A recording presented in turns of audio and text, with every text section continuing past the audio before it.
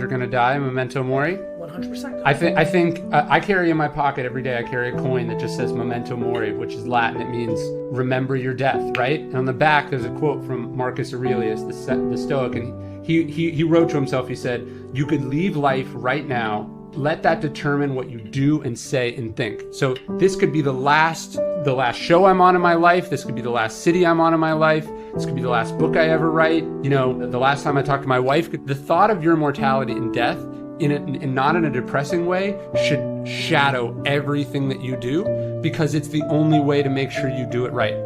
Boy, do I talk about death a lot, right? Yeah, the funeral, like, oh, yeah, sure. I believe in it the most, as you can probably know a little bit. Like, I'm glad you brought that up. No, your 3 words, you're gonna die. Yeah. That should let you cut out bullshit. That should let you decide how you're gonna treat other people and let yourself be treated. And it should determine the quality of the work that you're gonna do. This happens to everybody in a micro. It's called when police lights go on behind you, you're scared shitless, you change your behavior, then the car drives by you, right? And then for like 3 minutes, you're like, okay, I'm gonna go 55 now. And then, 4 minutes later, you're going 73 again.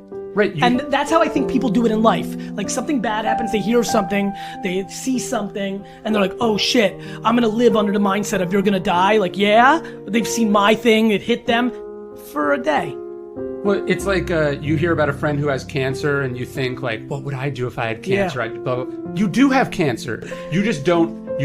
First off, because lots of people do get cancer, so there's a real chance that the cells are already in your body, right? Yep. But like, you do have a fatal diagnosis from a doctor. He just can't tell you if it's 6 months or 60 years. But you are definitely 100% going to die, and it could be tomorrow. So what are you going to do with that information? My friend emailed me on a Friday. I told myself I was going to respond on Monday, and by Sunday, he was gone. He'd fallen dead of a heart attack. And this is why the Stoics practice memento mori. Life is short. You can go at any moment. But also they said, the people who are precious to you, you do not possess them. You can't take them for granted. You can't assume they're going to be here forever.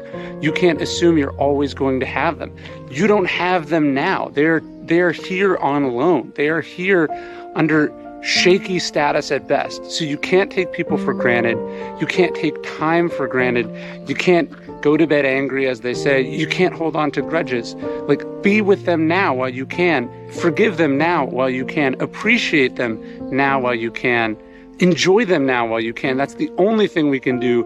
Memento mori, you could leave life right now, as Marcus says, but also they could leave life right now. Let that determine what you do and say and think, particularly with the people who matter most to you.